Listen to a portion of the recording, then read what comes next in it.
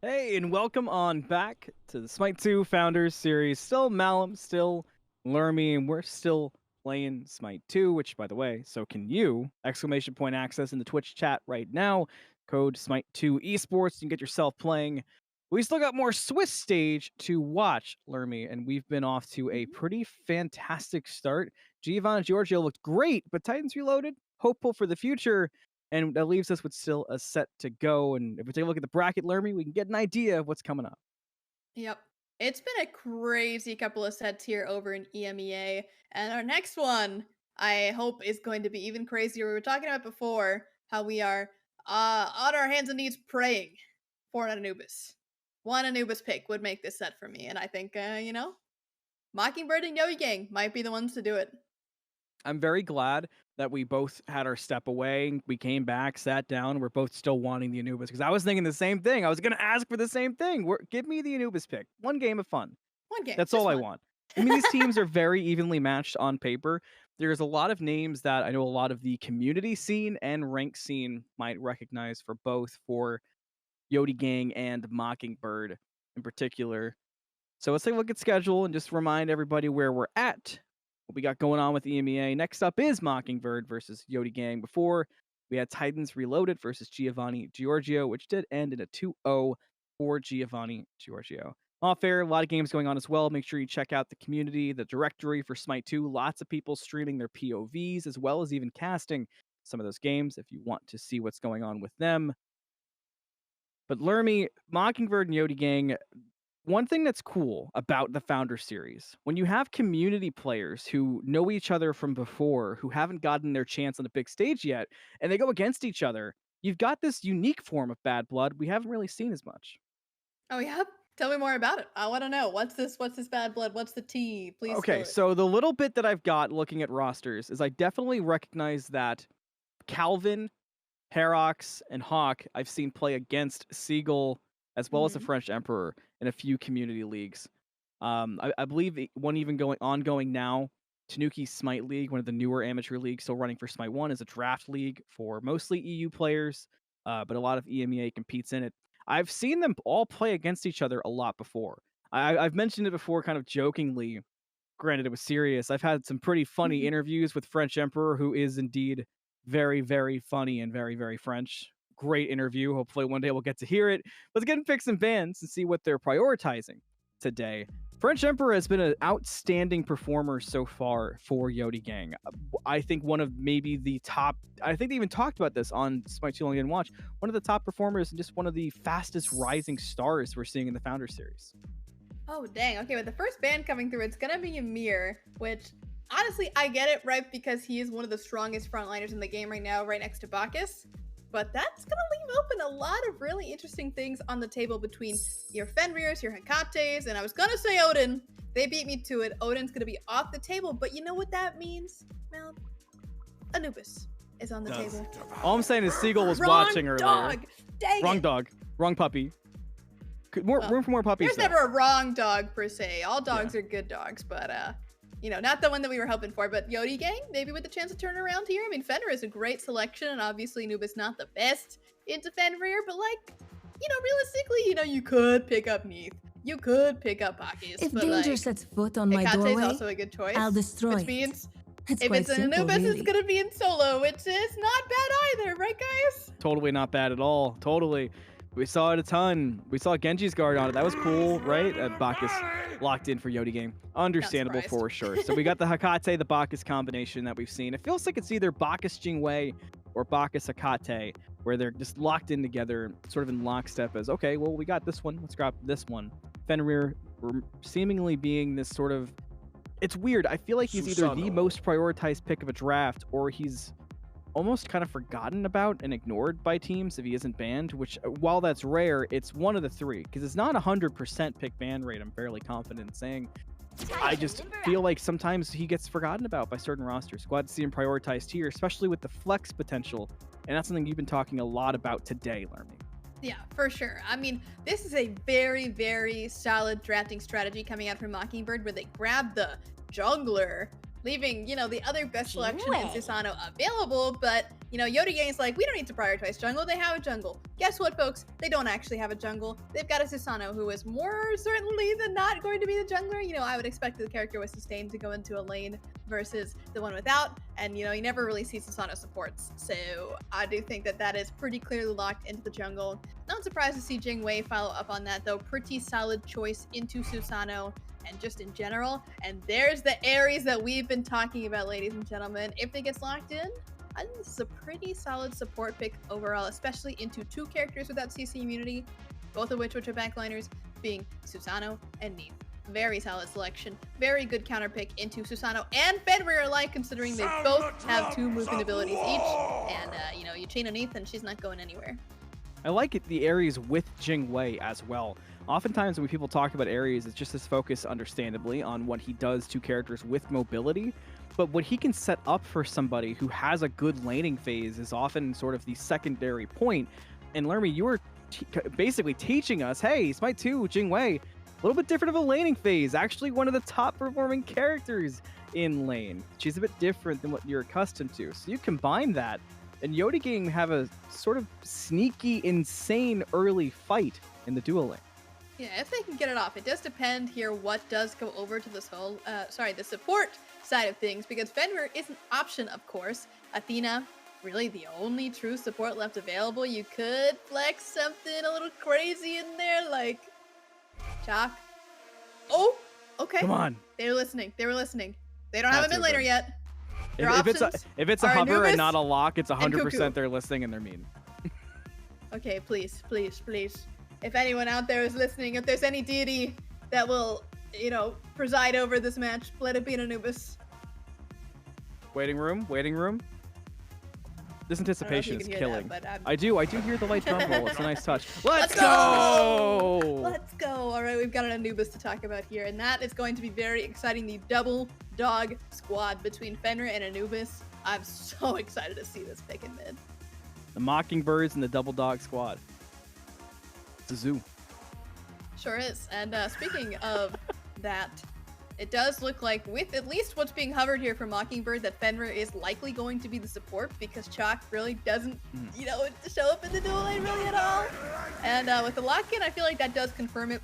We know where every single person is taking these gods over on Mockingbird's side, and the Mordred being hovered here is very interesting, because they still need a jungler on the side of Yodie Gang, because Bacchus, not a jungler. Mordred. As much as you might want him to be, he's not.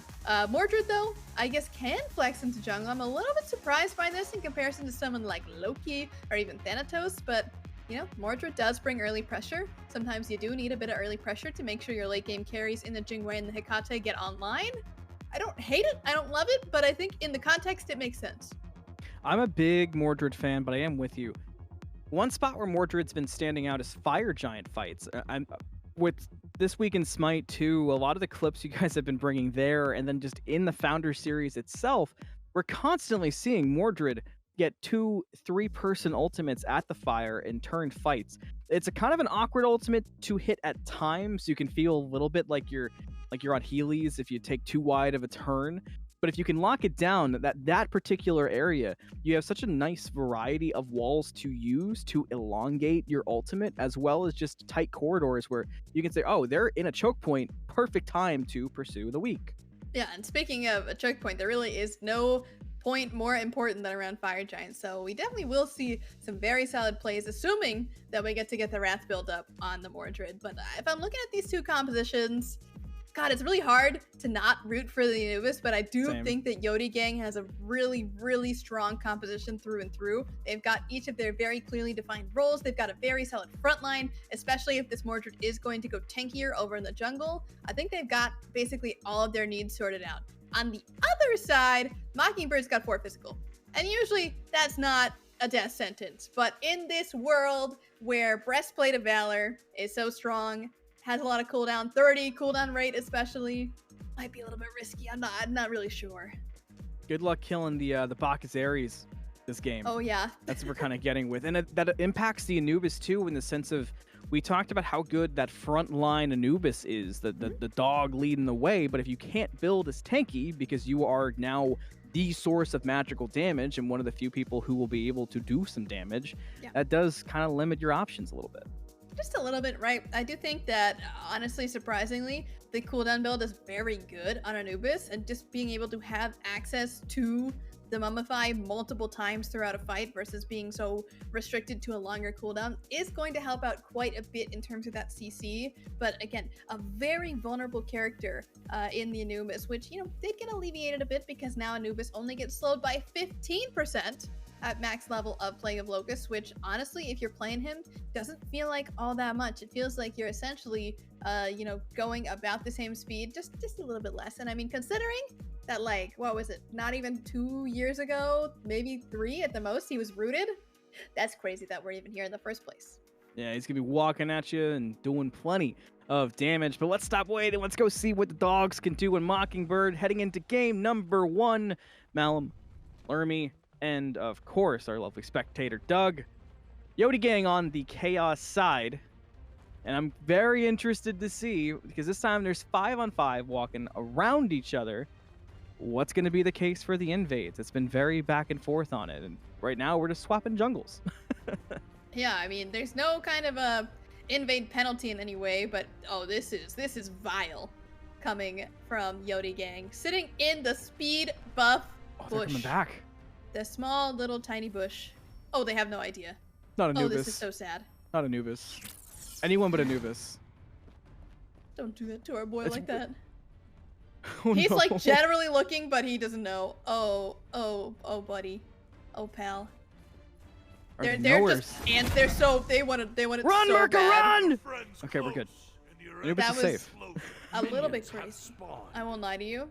I was hoping they would be a bit more patient than they actually were, because they would. I think if they certainly waited catch another someone. 5 seconds, they might have gotten a pick. Oh yeah, it was really close, and that's just on the discipline out of Yodie gang to not overcommit, not get a little too crazy before everything fully falls into line. But this is a very interesting strategy here we see at the start, where the I guess the mid laner here is over pushing this purple buff to get that cleared out. Meanwhile, jungle and solo over on this right hand side, stealing away the blue from Mockingbird.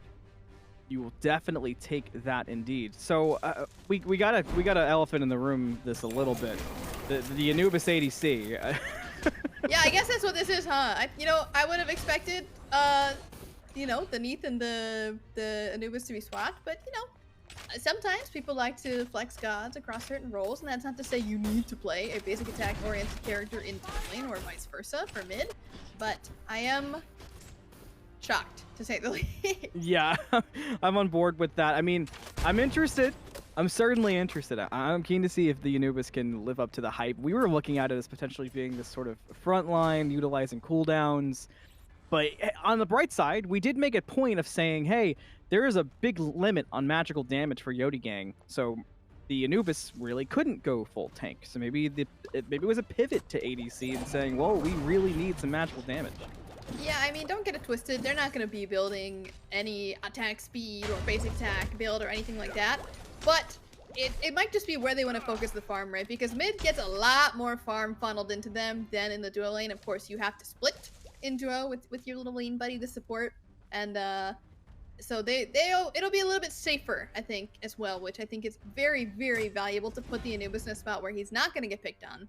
And Neath, who is, marginally safer, can handle that middle front as well. Mordred nearby on the duo side could look for a gank potentially. Mordred has a pretty strong fight once you've actually got some abilities online, level 3 in particular. But as a look, and Yodie gang are playing passively enough, they're okay, despite a lot of damage being put onto Merca. Yeah, and Anubis, honestly, one of the biggest buffs that he received in this last patch was that of his passive, where he does get some lifesteal on top of things. So even though he is a bit low and, choosing to go back and then teleport back in, he would have been able to sustain even just a little bit on that blade just because of his new and improved passive. French Emperor on that Sasano. We talked about it a bit pre-game. Definitely a player you need to keep your eyes on the further Founder Series goes. And has been a playmaker for Yodie gang, and one of the reasons, alongside the rest of the squad, that this is a team to watch for EMEA. I sort of compare them to Food Drive for Globe in my brain. So we'll see if French Emperor makes us even further believers on this gank on to doing. Pull in early, which means you're not going to wait for the jump, so the Bacchus will be okay. Yeah, solid early game damage coming out of the Susano, but theoretically, I don't know how he kills a Bacchus with a Chalk. You know, Susano does do a lot of damage, but Chalk doesn't really have any super hard CC to speak of. Realistically, they just want this blue buff and then to get the heck out of there, but I don't think they're even going to be able to do that because realistically, now that the, Mordred is there, it's going to be a tough ask to get in there and steal away that buff, especially because Sunder would not be available at this moment. Speaking of buffs, purple stolen by Jingwei and Ares on the left-hand side.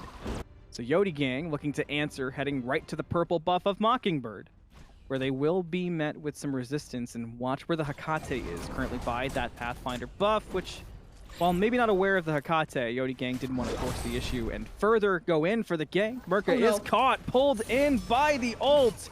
The wrap might be enough to slow down the damage, but I think the Anubis is still going down. First blood for Spudio on the Jingwei.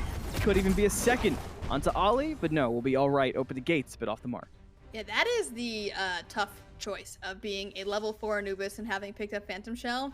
Really, really great on Calvin there to, take that opportunity because not many players would observe that in the same way that they did. So very exciting to see the potential here from this Ares really starting to pay off, even so early as 4 minutes into the game. But yeah, Anubis into Ares is a tough, tough fight. If they're not able to stun out a lot of that damage coming from the chains and the flames, and then getting ulted on top of that, yeah, that's gonna hurt real bad. I'm sure the Anubis is sort of waiting room for the Ares to rotate around to then maybe look for some 1v1 fights with the Jingwei, because in that regard, in the 1v1, it's a unique 1v1, but it's one Anubis isn't inherently at a loss at, right? In theory, right? You always have the chance with Jingwei. The Jingwei just gets lucky, right? I talked about this in our last set, where your goal as Jingwei in building for this late game is that if you want to pick a fight versus someone who is, more of that late game potential, I do not value because, they just double up to the mid and they got a kill. But also in dual lane, the support's falling down. It was a good eulogy, at least for the mid lane. Spudio with a double kill in the duo lane, and things are feeling great for Mockingbird so far, really bringing it to the favorite Yodie gang. Yeah, exactly. Anyway, crit, luck. That's the TLDR on that. Nailed it. No, you're right on the money though, and I feel like I keep going back to the tournaments leading up, and I know there's been a lot of balance changes for sure, but Jingwei is just somebody who's hitting so much harder than the other ADCs in at least the eye test, right? Stats are obviously the king in a MOBA, but sometimes eye test can have a factor, and it goes along with the feel when you're the actual pilot behind a god of what you can do with the character.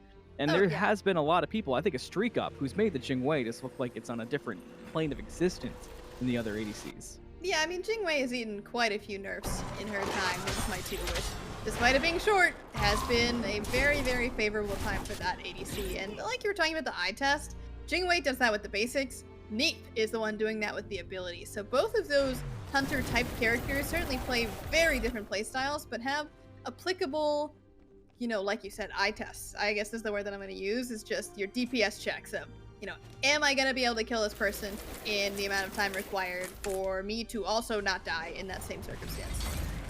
Ollie jumps in, no escape the response, turns with a Ragnarok, looks for the Ares, and holds him still.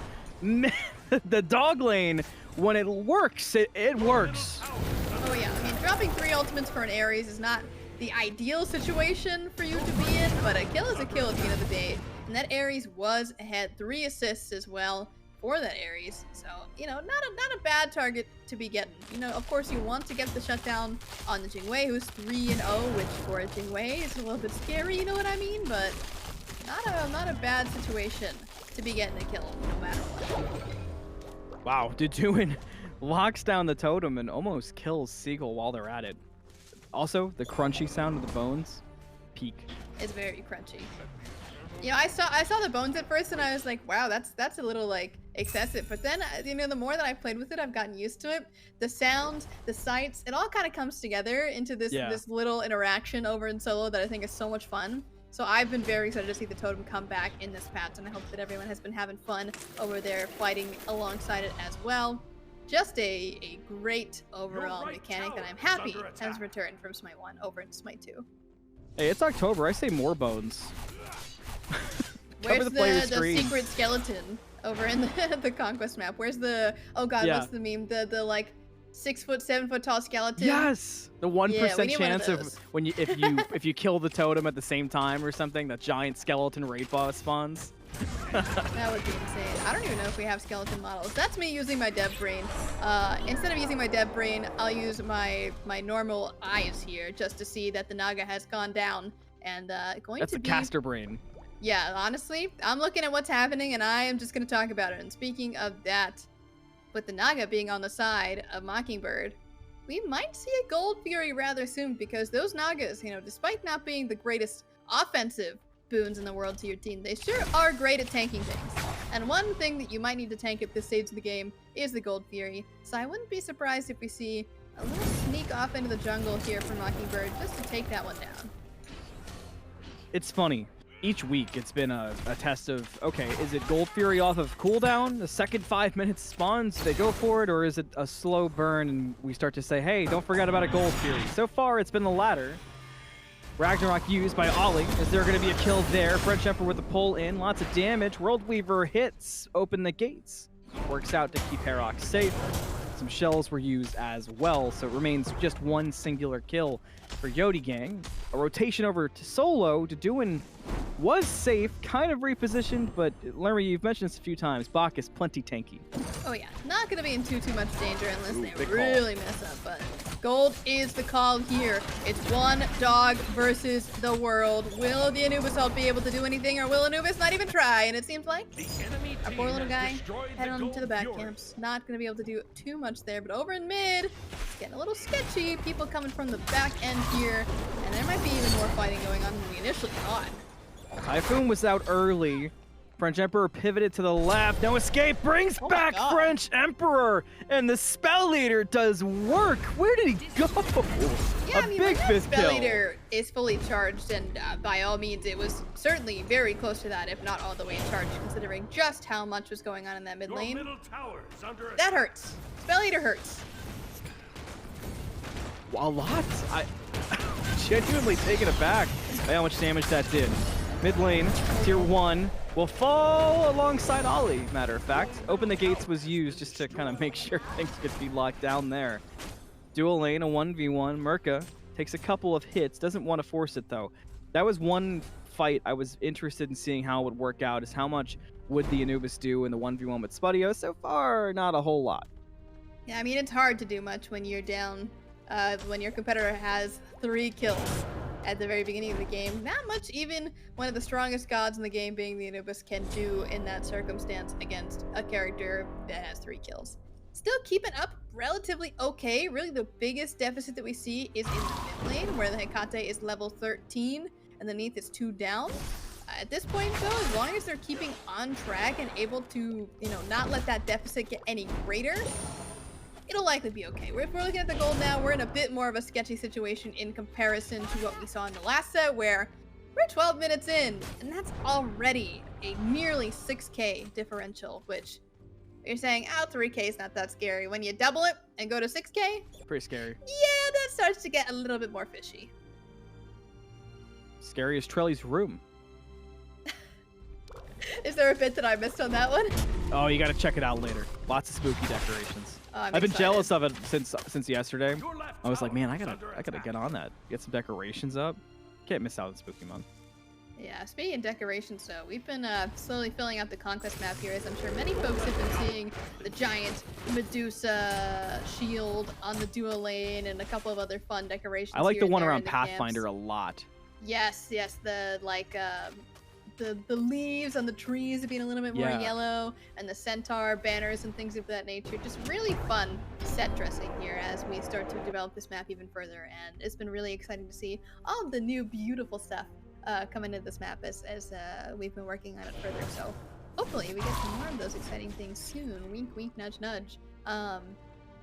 But beyond that, I'm hoping we see a little bit more action here. Right Ragnarok on cue. on the Ragnarok soul out. Storm Call helps a lot. Still no kill on Doin. Is anyone going to kill the Bacchus? Does it turn around? It does. Ollie goes down. Sigil might just be next. Yodie gang wanted that fight, but Mockingbird just looks so much better in it. Now Renegade just has to get away from the Mordred. What a fight there from Mockingbird. Yeah, it's actually so crazy that Yodie gang had such a huge advantage pulling the Doin in the middle of 3 people, and just so unfortunate they go a little bit too deep to try to pick up that kill. Sigil gets stuck, not able to make their way out, and Ollie unfortunately is just so far behind at this point. Not really much that those items can do for him other than, you know, try to keep the Fender alive, but even still, being one of those squishier characters just at a base level, even those aren't really going to be helping him at this point. Got to be finding some farm is the support of Yodie gang. And with another one of those Naga buffs going down, Gold Fury on the horizon, I'm starting to get a little bit concerned here. That might not happen this game. Same. It feels like Mockingbird are just playing to their strengths, playing to their leads. Every time they've got one, they just say, well, how can we further this? Worth noting, Pyromancer also about to spawn, so maybe there's a chance there for Yodie gang to split their resources. Mordred runs into Anubis, and Anubis with the instant laser to keep the Mordred away, and French Emperor interested in the chase. But this whole time, it was a red herring for the Gold Fury to be taken, the second one now for Mockingbird.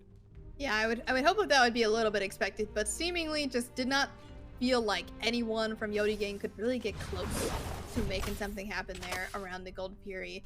You know, maybe if Anubis had been there at a better place, better time, gone in with the ultimate around the Gold Fury, they could have stolen it, but being such an immobile character, it's hard to be exactly in the right places that you want to be at any given time. So I do think that, you know, overall, it's probably... Oh, this is a choice. That's a go button used on the Hecate. No escape, also caught, brings them back, and might just bring them both down. It indeed does. A killing spree for Hawk, and Mockingbird continue to stomp out Yodie gang.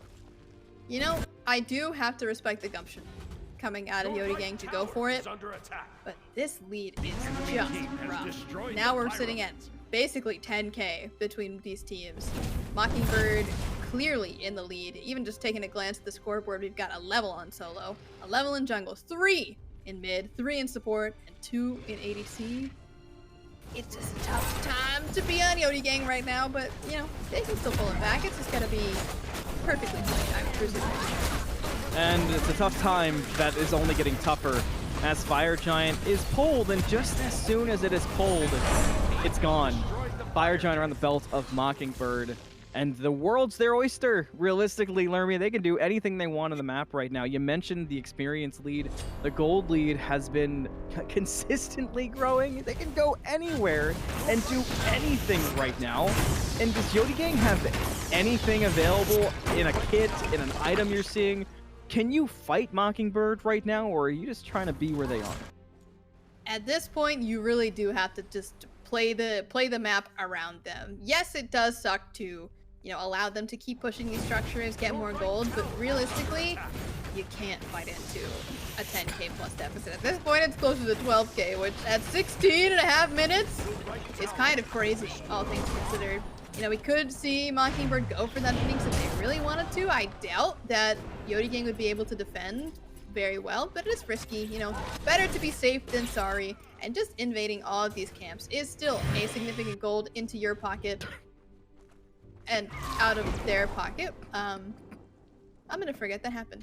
But you know, they're ahead. They don't need all their cooldowns right away. They're Good news is the button works. True. You know, I didn't think of that. They were just testing. Keyboards have really sensitive timings nowadays. That's what it is. Yeah, they really go crazy with those keyboard manufacturers. God, that's what that was, right?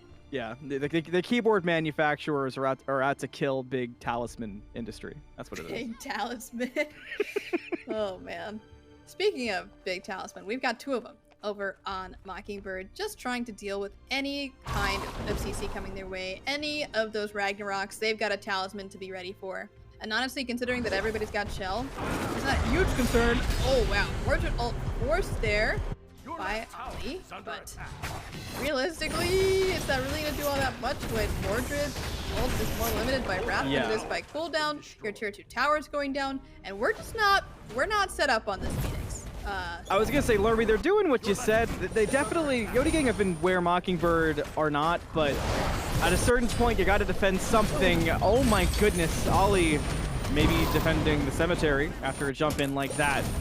Mockingbird just hanging out at the Phoenix line, dropping damage where they can like a spell leader from downtown. The Phoenix still yet to fall for Yodie Gang, as they've got to look elsewhere for their defense. And Mockingbird, they're just gonna cuddle up and wait for the minions. Yeah, I mean, French Emperor is doing their best, trying to split push a little bit and keep, you know, the boards advantage. But at the same time, you can manage the boards with all you want, but if the rest of your team is dying over here on the left-hand side, that's not the best thing you could be doing at any given time. But realistically, it does feel like a little bit that Yodie Gang has picked out. It's just a humongous, insurmountable lead right now for Mockingbird, especially because this second Phoenix is going to go down. I mean, what does Merkut even do here, realistically, as the level 15 Anubis against the entirety of Mockingbird? It's just a very, very tough position, and, you know, not to sell Yodie Gang short at all, because, of course, mistakes can be made. For sure. But, God, how do you even get back into this? Like, I'm trying to think, like, It's if I'm in this tough, game, right? I don't even know what I start to do with it, like, genuinely. You gotta get lucky. Yeah, you have to get lucky. You've got to hope that there's a mistake during a siege. You get a wipe and use that time to farm, and then probably do it again, and then you're back in the game a little bit. And maybe one more time. Maybe another 2 times to do it. And I want to make sure I stress this point.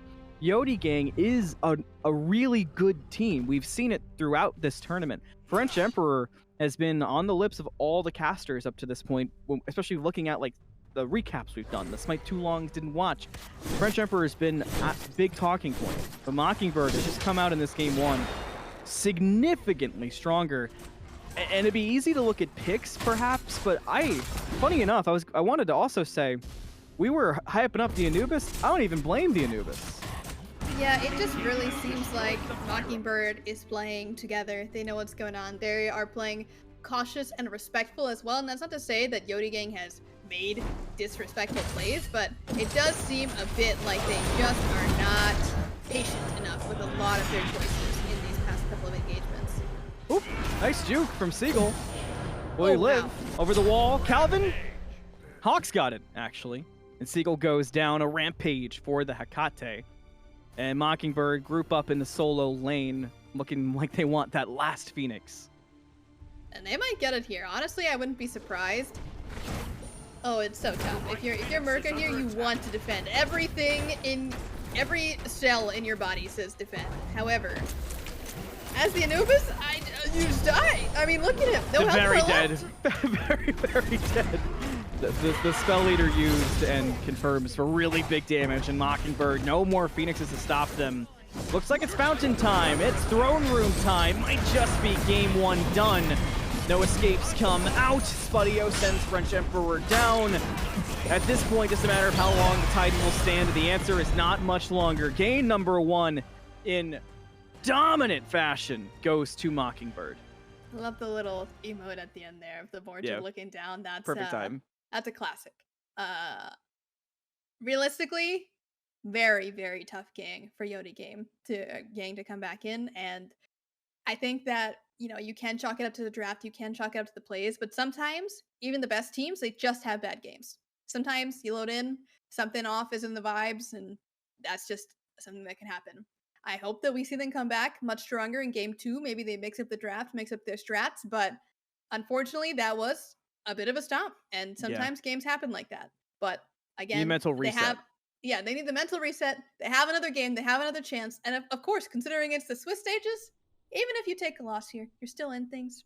It's not a big deal at the end of the day when it comes down to the final standings of things. That's where it could matter a little bit more, but you're not out, and that's what matters. And here is the perfect opportunity to see if they can adapt to what has happened in this game number 1 and really prove that they are in it for the long run, have the mental to be able to stick into it, and bring us a game 2 win. Well, we know that they can do it. We know Yodie Gang has that dog in them. They had 2 in game 1, but we know they've got it in them. They just have to find a way to make it work. Maybe the mental reset will be enough. We'll take a reset ourselves. You can take a step around. Let's all converge back here soon with game number 2 when we come back.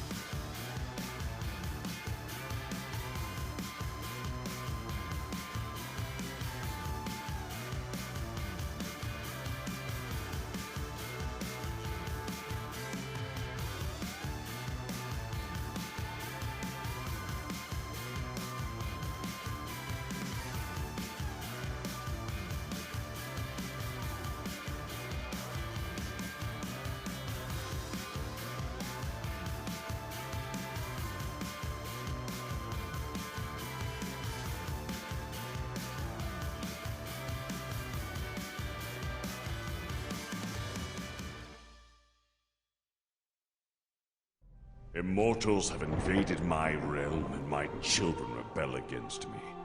Dark days these are. But my strength shall bring resolution, and my lightning, illumination!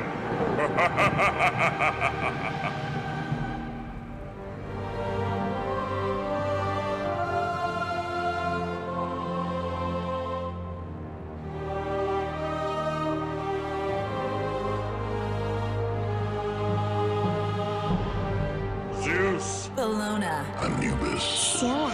Kukulkan. Surtur!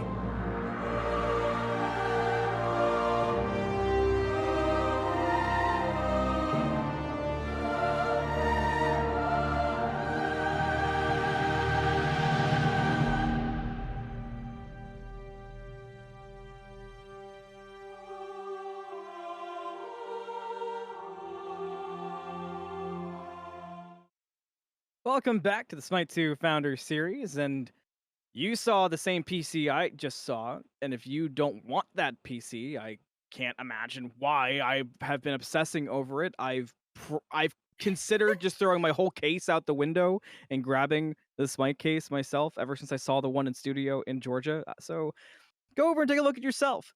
StarForgeSystems.com/products/Smite. It's definitely worth the look. I mean, the panels are gorgeous. The Scylla one gets me every time. The Zeus is obviously a big time classic, but they're all great and they're perfect to play Smite 2 on. So grab yourself a Starforge system, and then while you're waiting for it to ship, go in Twitch chat, !access. You're in Smite 2, you've got the new Smite system, you're set up and you're ready to go, and you Mm. can't really go wrong with that path. Oh, not at all. I've been definitely eyeing up that Scylla panel as well, just because I'm a big Scylla fan myself. So any chance there is to grab some Scylla merch, you know that I'm on it. Oh, have to be. Yeah, the Scylla one, every time I see it, I'm like, the others are cool, but the Scylla one's Scylla got one just special. it's got a little It's something super to it. special. Yeah, for sure.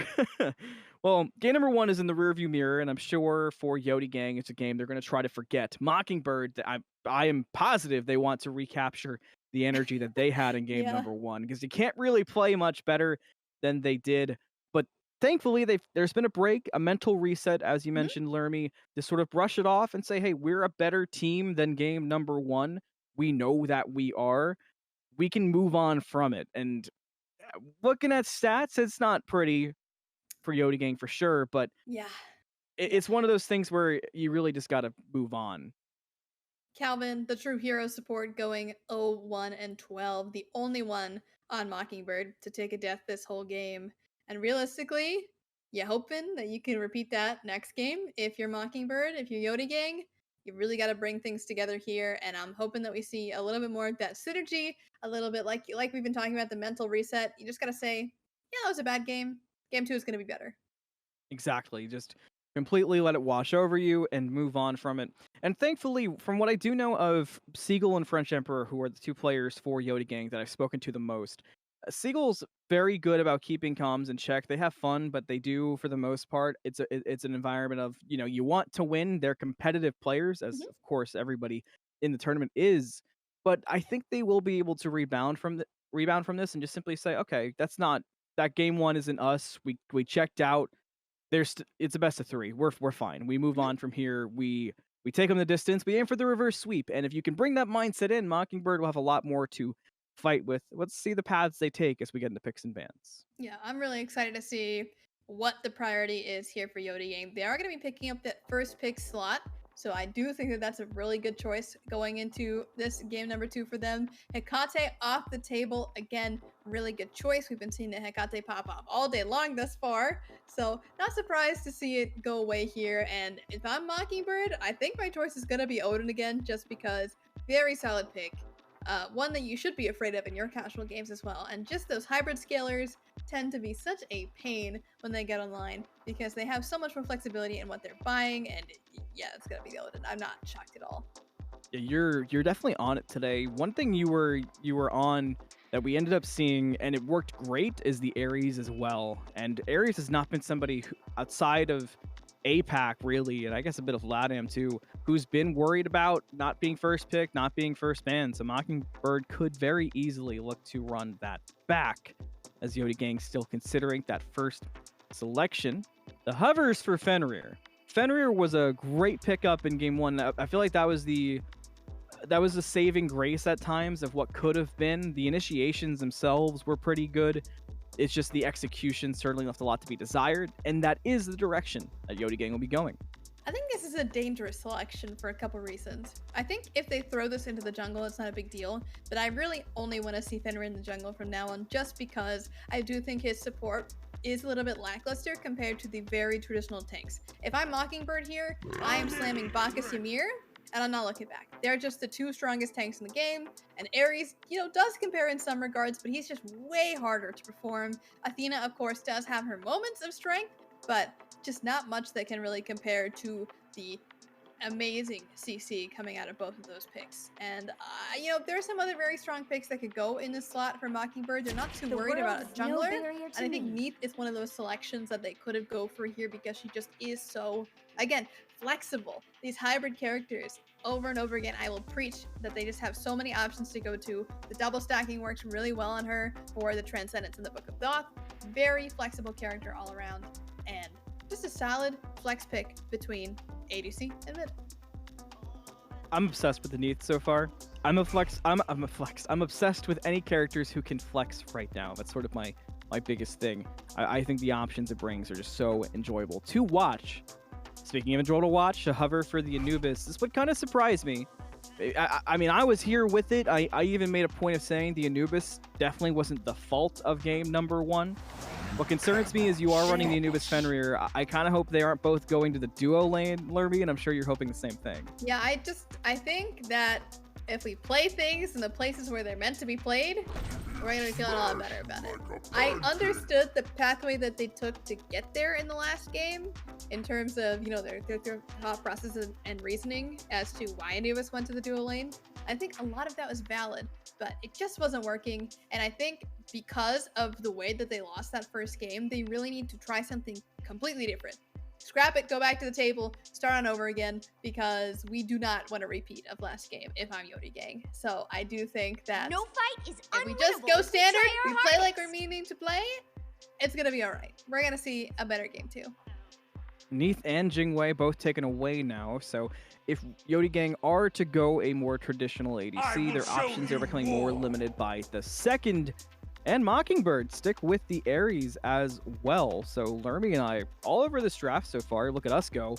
But what's left to go, Lermy? Well, we still do need an ADC for Yodie Gang. If I was going to take a gander, it's really got to be on her.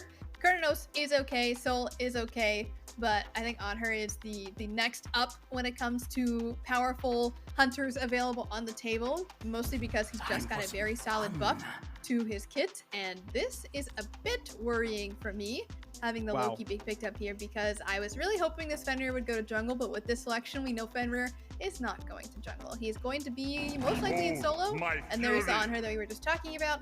No surprises when it comes to that ADC selection.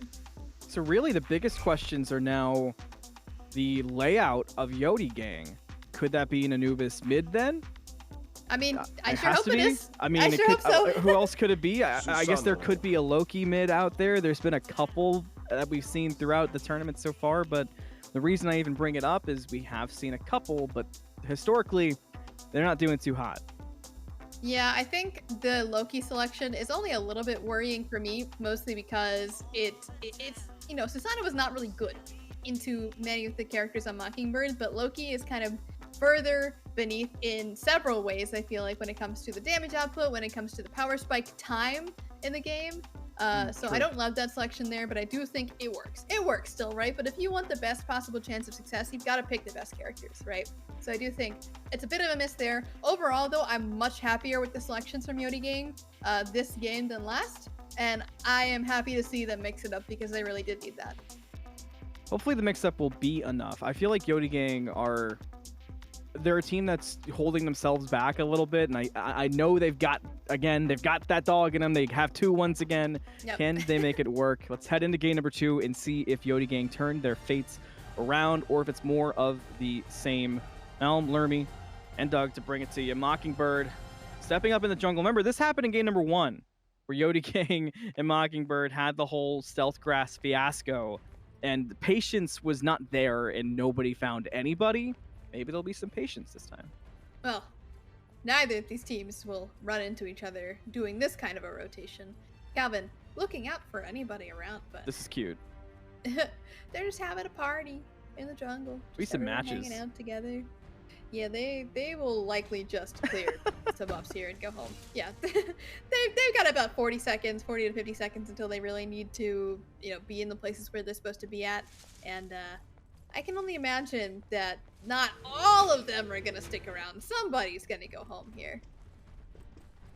It's turning aggressive for Yodie Gang, seemingly calling the bluff of Mockingbird not being there, and they step up. But now it's called off.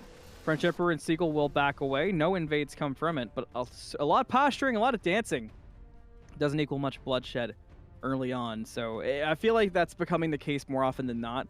We're getting these dances, these tests of the water of who's going to go where. Will there be a big fight?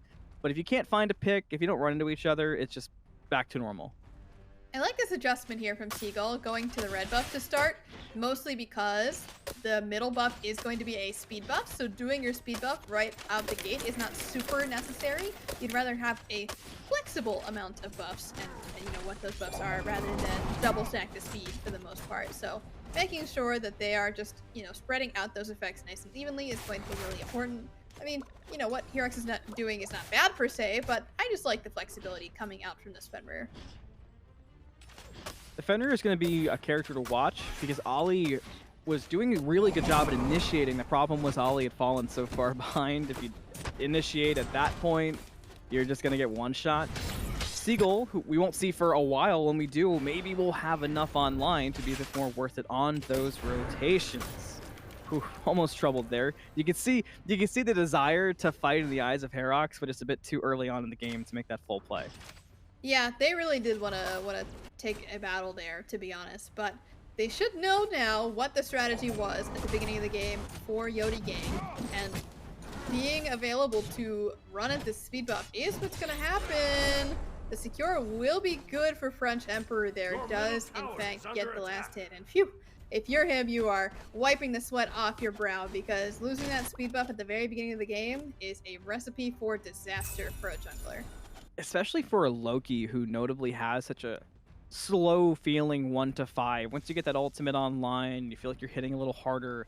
You feel so much better. So if you are starved of it, no fun whatsoever. Susano, on the other hand, I mean, it's a race to level 5 the same way, but as you mentioned, Lermy, the damage is just online so much earlier.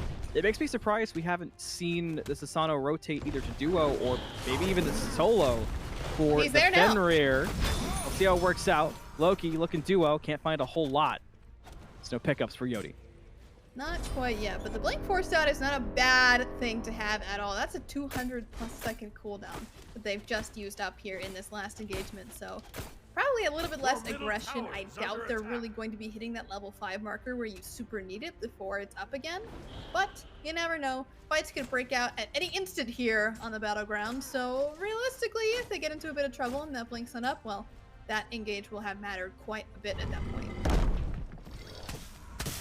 I'm having this problem of wanting to see French Emperor be the playmaker and kind of recapture the spark we've seen in the previous weeks. But Loki, until he's online, doesn't do that the same way. So I'm struggling of pinpointing and looking into the future and saying, okay, where can we look and see these first actual engagements break out? Because I'm sure Yodie Gang want to make every engagement meaningful or have none at all. The easiest kill is probably going to be the Neath, which even at that point is not super easy because it's a mid laner. Mid laners just get a ton of farm at this point. So finding that kill is certainly going to be a challenge across the board, but speaking of that, buffs are up. And Spudio is down. The buff goes the way of Yodie. First blood as well. Tough luck for Mockingbird in the jungle. Hawk gets the Pathfinder buff and keeps it from Yodie Gang. Now sending an ult over to the solo lane. Maybe will help out enough. Is that going to be a kill for Herox? The World Weaver. Goodbye, Seagull. That is tough. It was almost a huge play there from Seagull to make something happen after the gank in the solo lane, but just barely not enough. A couple more shots of damage would have done it, but even one more auto, it really does seem like would have been enough, but alas. That is one of the worst feelings in SMITE game, is when you are running into a fight that you almost win, you almost get it back, and then you eat an ult to the face. Name a worse feeling. You can't. Yeah, you really can't. And it's funny because we had just talked about maybe Herox looks at that Fenrir because Fen only had the Death's Toll, wasn't super tanky, but now it's a different story. Going to be even harder to kill the Fenrir on top of the mobility. No fun to be Susano right now. Well, yeah, I guess so. I mean, Susano's a pretty fun character across the board. Someone who isn't having fun, though, is Calvin, who gets stuck in double ultimates there from the duo lane of Yodie Gang. And I'm seeing a different story from last game, you guys. It's been very pleasant to see those invades on the left-hand side. Being ready for them, I think, is especially crucial here for Yodie Gang, because if you are even just a couple seconds late in this kind of environment, it's not going to work out. The buff is going to be gone. So taking advantage, preemptively setting up, and then scoring the kills, scoring the buffs. You'll have to see things like that. What a wall there from Ollie as well. I talked about the Fenrir having its hard time jumping in, being that initiation, but if the walls like that continue, we're going to be seeing a different Ollie this game. And, you know, we've talked about French Emperor. We mentioned Merca not having the Anubis, but maybe Ollie is that rallying point for Yodie Gang. Very easily could be. I mean, when your support is popping off, the whole squad is right behind him. So I'm very happy to see the turnaround here for Ollie specifically. And I do think that this is boding well for the rest of this game for Yodie Gang, assuming they're able to keep up this pace, which, I mean, right now they are a little bit behind in gold, but the morale is certainly in their favor. And at least it's enough gold where it's not panic gold or anything close to that. It's just simple farming gold, timing gold, yada, yada, yada, you know? And that's the thing that Yodie Gang was dying for in game 1. They would have killed to be in this situation, and they've got it. Dual lane slowed out, stealth grass being utilized. Yodie Gang, though, getting the better of the fight early on. No escape comes out to bring back 2. Desert's Fury is the answer. The damage real good. There's the Phantom Shell. No knock-up. Calvin blinks away and gets to live. Ooh. Interesting ult choice there from French Emperor's health. Going to be able to stay alive, but yeah, the health getting very low there for the Loki, trying to just walk away from these engagements and stay alive at this point. Ollie looking for the invade, but everybody and their mother is showing up to defend those buffs at this stage in the game. And listen, I get it. That's the tough part about playing 11, 12 years into the existence of SMITE is when you've done one of these plays before, they know to be ready for the next time it happens. And so getting those timers on lock, having everybody rotate over there is just, you know, something that you are expected to do as a team at this caliber. So, you know, good on them for being ready for that and defending those buffs adequately, because that is certainly what I would hope to see at this stage of the game. Wall, freeze, Calvin once again in trouble, impaled too. That's gonna be a dead Ares once the Loki joins the fray. Calvin picked yet again, now 0-2. So nice pickups for Yodie Gang. Set up the Gold Fury at 7 minutes 45 seconds. Mockingbird want the contest. Neath is here. Phantom Shell used.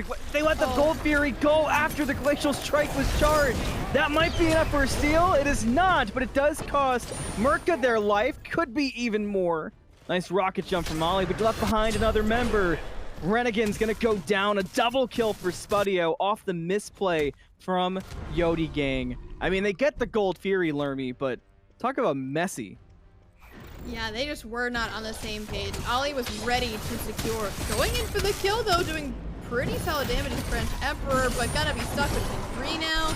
I don't see a universe where he gets out. Too. Oh, man. That's clean just from salt in Aerox. the wound. Yeah. Wow, Mockingbird have this way of fighting that feels... this isn't the same Mockingbird we've seen in previous weeks to me.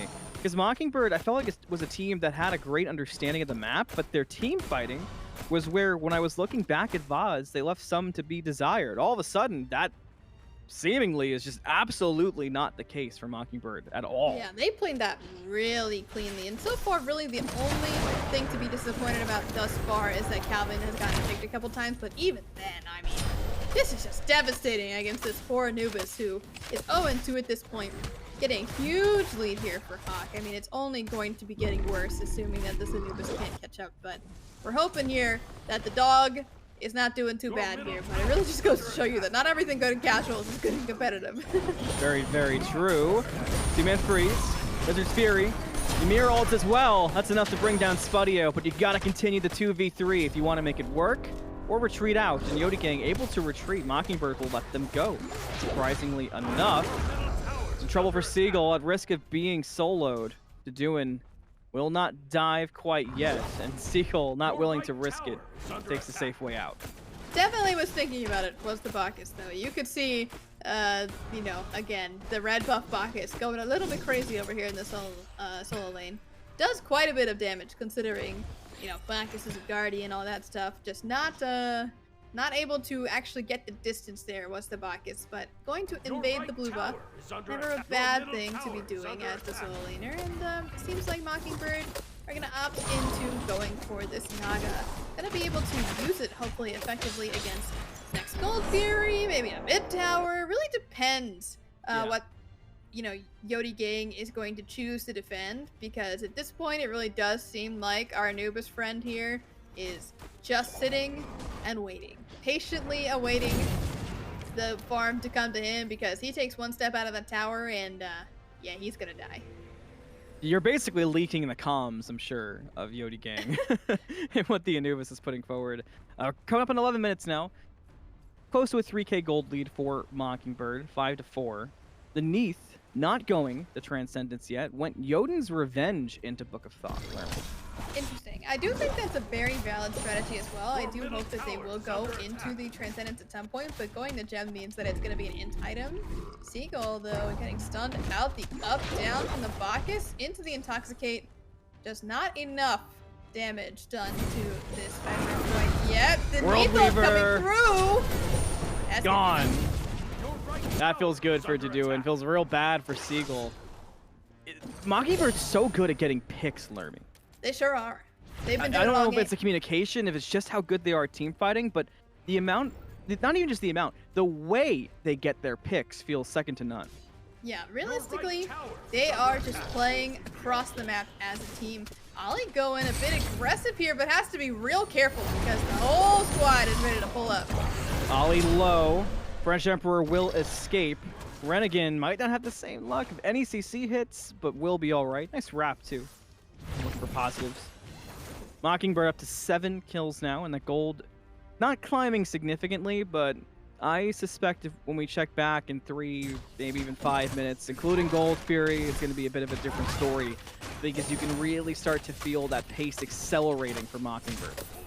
Yeah, at this stage in the game, it looks real tough. I mean, that was a big rotation there from Deduin to put the pressure on this left-hand side, get the Gold Fury for his squad, and what did Seagull get from it?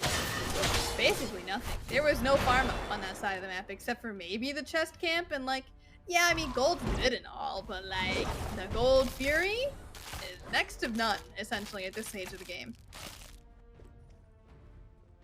I'm looking where in my brain, I'm looking at items, I'm trying to think of, conjure up what Yodie Gang can do because they did wash the vibes off from the previous game. I don't think that's the problem. Now it just feels like they're being outplayed. And how do you simply fix that by looking at the map and pointing to a spot and saying, oh, we just do this?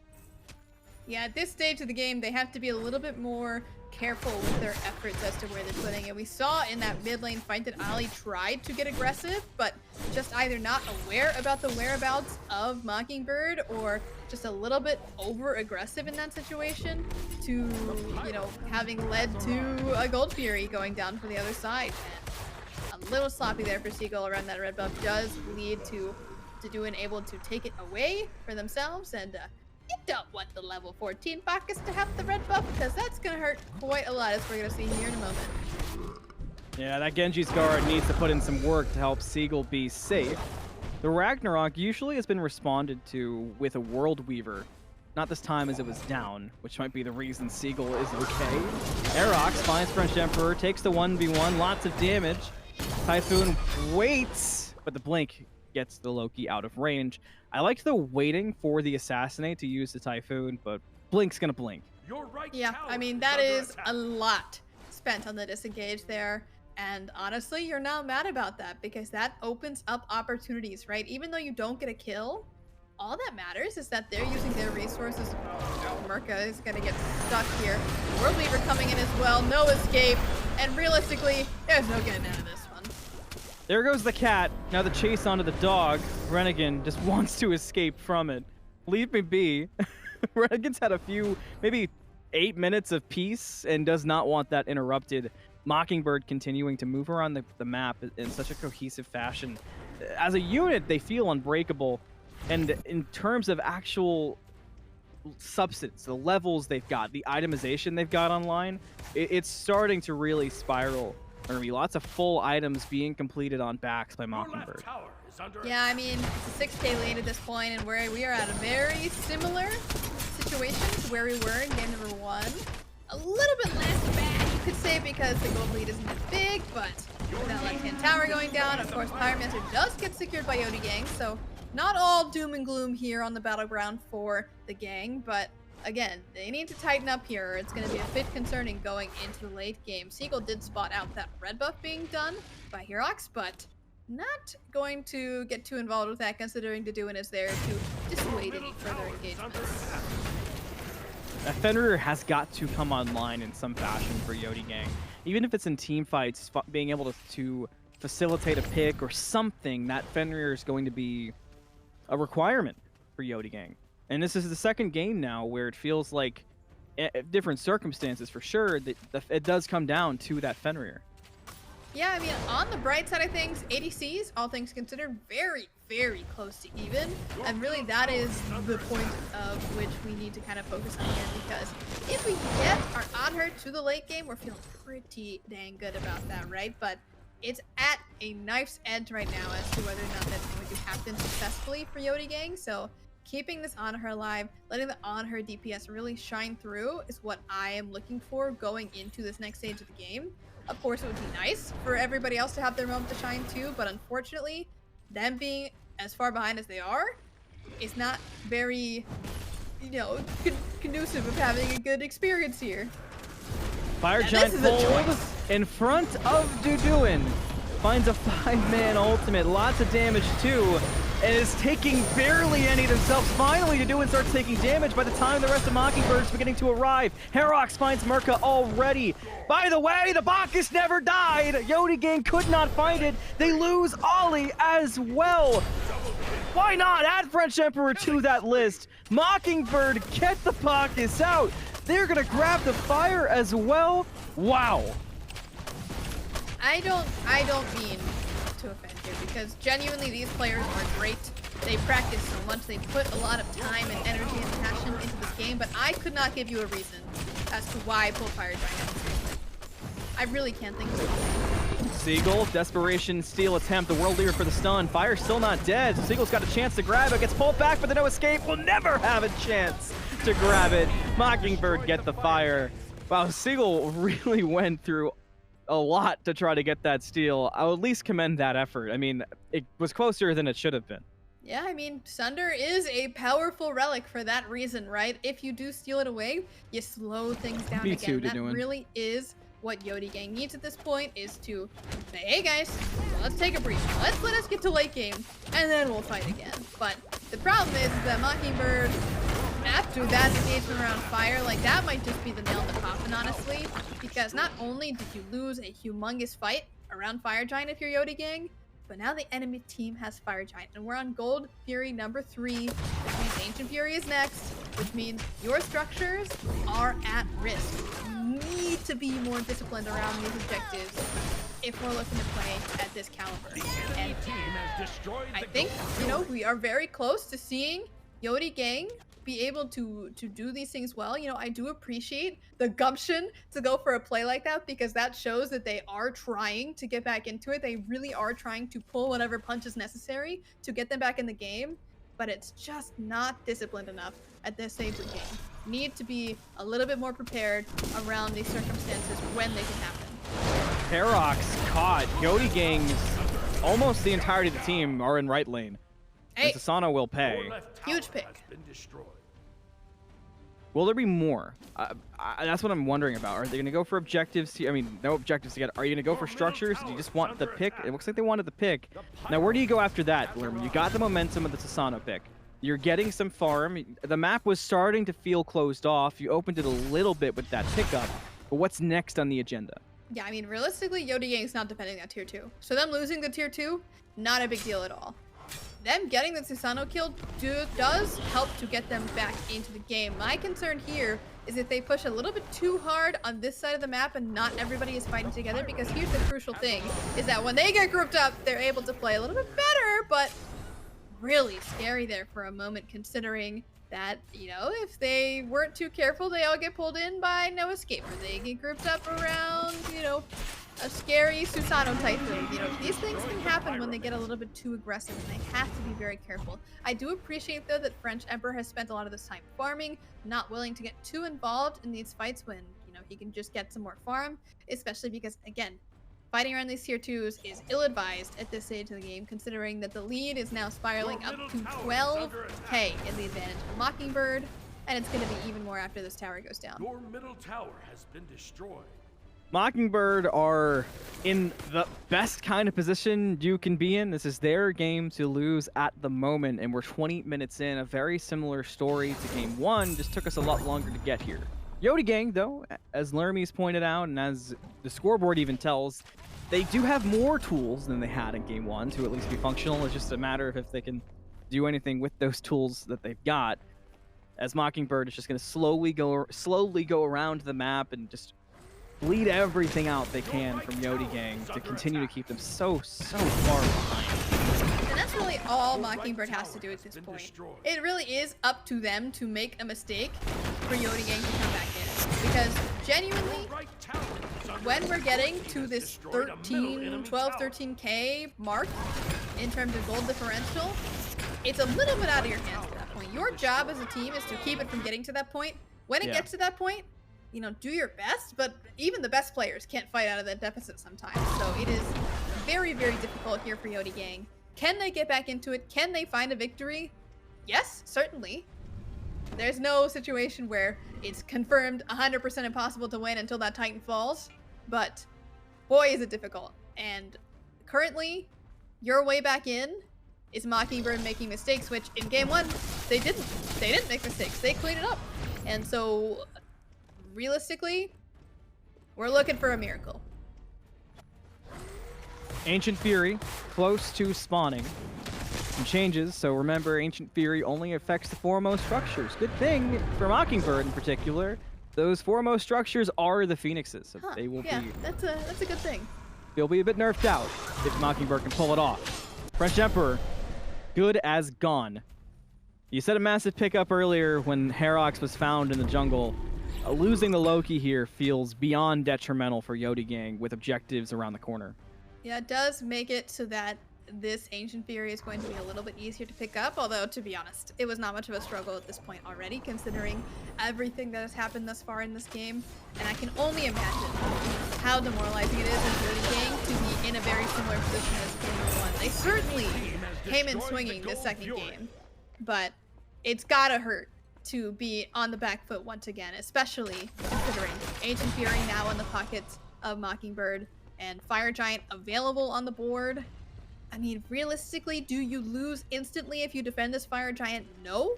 But if you out die on this Fire Giant, it doesn't matter if they even get Fire Giant or not. That is GG at this point. Just considering the gold leads, just considering where we are at in this stage of the game, what kind of items the carries have, how tanky the tanks are, it's tough. This is a tough situation. There's no way to mince words on that. It's gonna be a battle. Mockingbird are saying, what do you got, Yodie Gang? Fire Giant pulled at half health. There is a presence here, but it's only 2 members for Yodie Gang who can go for the steal. Seagull does have an opening. The jump in has a chance. Ragnarok out, but there's no help yet from the Emir. The fire just got simply dropped. Emir in. There's a chance for the steal here. It's good for Yodie Gang. They do get the steal. That was only 2 members of Yodie Gang. Imagine if the team had been there, but regardless, no Fire Giant for Mockingbird. That is absolutely huge. You cannot be allowing Seagull to walk in there with the Sunder. You cannot try to secure it without CCing that Fenrir, because if you let him off the leash like you just did, you're gonna have problems. And by all means, them not having Fire Giant is not the end of the world. You know, Ancient Fury is still in account here, so this middle Phoenix should go down rather quickly. And of course, you do lose one of your tankiest frontliners in Ali, but Fire Giant does help. It's not out quite yet because of that turnaround there from Seagull. And the fact that Seagull also lived after that, that's the crazier part to me. Excellent pathing choice to go over the Fire Giant door because nobody else can follow him at that point. Does take a second to interact with that door to actually get over it. And now all that's left is these Phoenixes, 2 of which are already down. Ancient Fury going to be wearing off soon, so taking it nice and easy, nice and slow. Again, no rush here for Mockingbird. They don't mind taking it slow because they're not really at much risk. I mean, what do you do as Yodie Gang? You can't really push because you're just going to lose the 5v5. You have to play a little bit dirty. You have to play a little bit smart to find a pick, get an engagement where you have an advantage in some regard, and then maybe, just maybe, there's an inkling of a chance. I'd be scared if I was Yodie Gang, but I'd have renewed confidence. And I think this next fight, should there be one relatively soon with the mid Phoenix down, in my brain, I almost, and you know, there's some dumbness to this. I'll come out and say that. I almost wish Yodie Gang would try to get a little aggressive on their defense, because Mockingbird feel like, you mentioned they had to make a mistake, and they didn't make one in game 1. They seem sloppier here in game 2. That Fire Giant sat at 938 health for like 10 seconds before Siegel was able to get the steal. Yeah, I mean, surely So surely there's something, that right? much damage in 2 autos or something like that, you know? So it's a bit unfortunate. Siegel, I think, you know, heard someone, spotted someone of that nature, did look around a little bit as he was walking away, but very cautious is the doggo over from the solo lane to get something done. But yeah, I don't think anyone's gonna walk up that way. So maybe back over to the Ancient Fury is the next goal here for Mockingbird, as that will be respawning rather shortly. Grab all those buffs and you know, go on your way. You've got 2 bombs in the pocket. You know, I do think if they don't secure this next Fire Giant or objective or whatever it might be, that's on them at that point. They have 2 bombs. They have a lot of damage. They've got all ults up. Like, oh, totally. There's not really an excuse. A Deathbringer on your Jingwei. Yeah, you have the damage. You have the secure.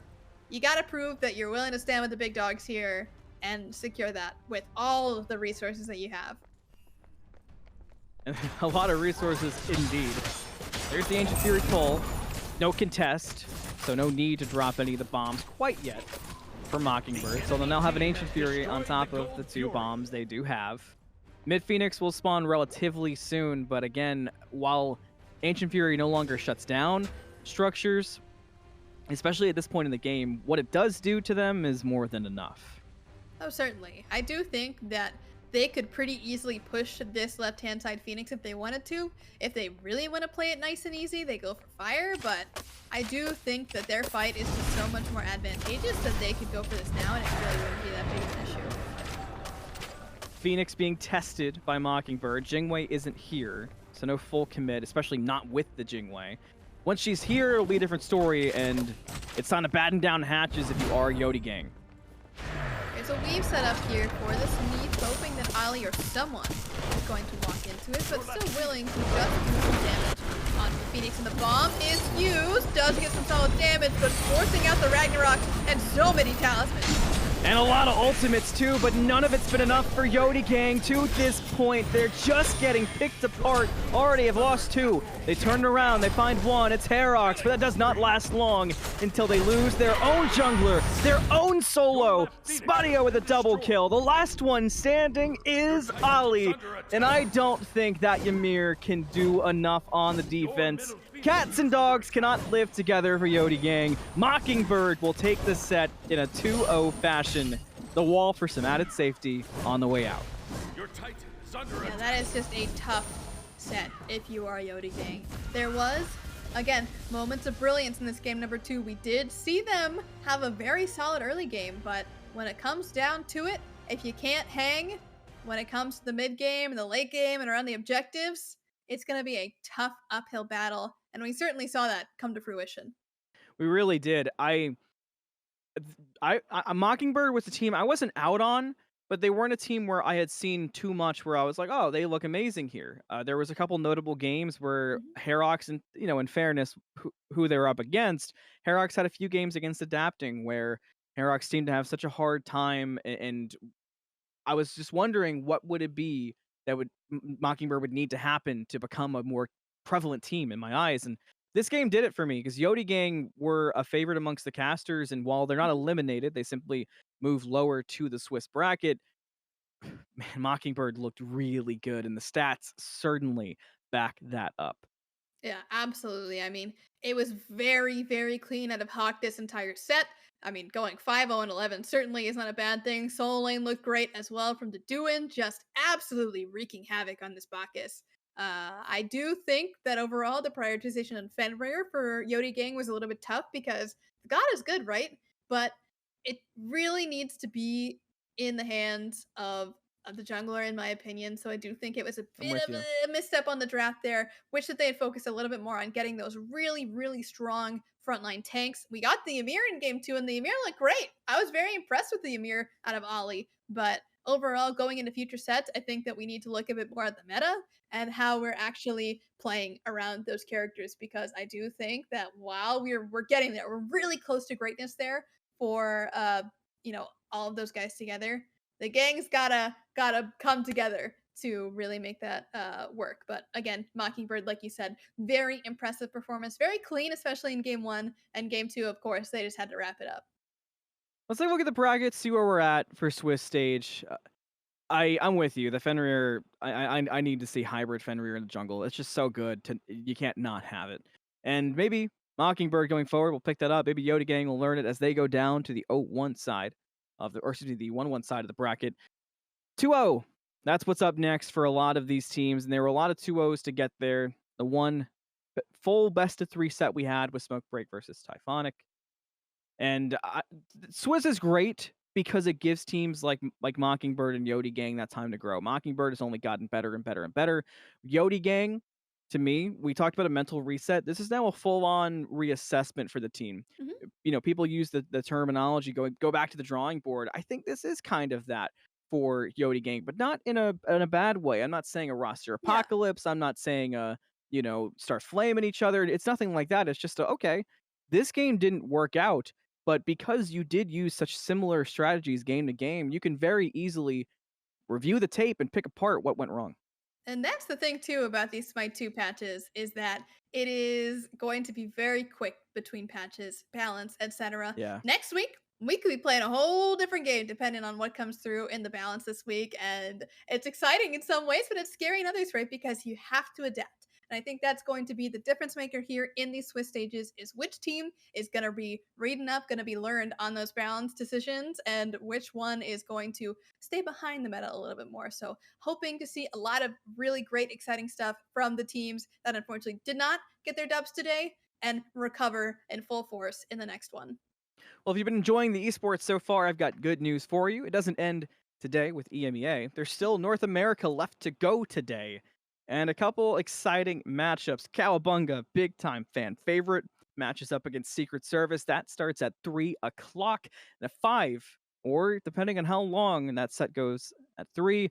Team up with 5Ms versus Borscht, a matchup I have been looking forward to, and I will be watching alongside everybody in chat because I'm so invested in Borscht and what they can do as a team, what Rat Milk can do as a jungle there, and 5Ms continues to be a testing point, one of the staples of the Founder Series so far. And what have you got going up against them? Food Drive for Globe had that yesterday against Scrumptious, pulled off the upset. Borscht has that today with 5Ms and their new jungler, with the rest of the team being very storied. And this time, Borscht having their full roster, as so far, I haven't heard of any substitutes being used for Borscht. Ooh, okay.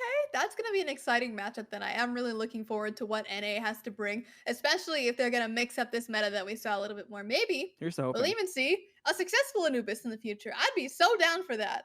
So down. But still happy that we did get to see the doggo, the double dog comp as well. But yeah, I'm really looking forward to what those meta mix-ups are going to be between regions, because that's always the exciting part for me as a designer, because I get to see what's good and then nerf it. I'm joking, but Wait till you go through some of the APAC tournament VODs. Oh, I'm looking forward to it. Oh, I'm their so metas are so excited. much fun. I've been having so much fun doing the research on the other regions. Brazil, it has been fascinating. LATAM is basically playing old school EMEA. It's been fantastic so far in the Founder Series for sure. Oh, absolutely. It's getting better every single week. Yeah, there's just so much to it, and the growth of the metas is kind of the biggest thing you keep mentioning. And Mhm. I'm very curious what North America will bring out, what will be different today, because we saw them be a little stagnant. They were kind of playing. They were playing a bit of the previous patch yesterday Mhm. for Yeah, North America. did see that a little bit, right? But I still think that characters like Odin certainly going to be on the top, even though Hecate got nerfed, quite a bit through the ultimate. Yeah, We still saw her see a lot of success. I think Neith still stands above the rest in the top, and then of course Bacchus, of course, he's of just so course. resistant to nurse man. What do He's we have to do?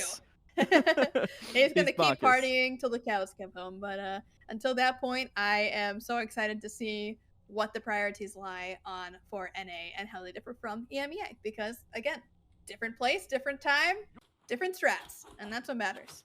Exactly. Well, like we said, plenty of more Smite 2 esports left to go. North America is just around the corner, so don't go anywhere. Take a short stretch break. That's going to do it for myself and Lermy, and we will see you in a bit. Again, don't go anywhere. More Smite 2 to come your way.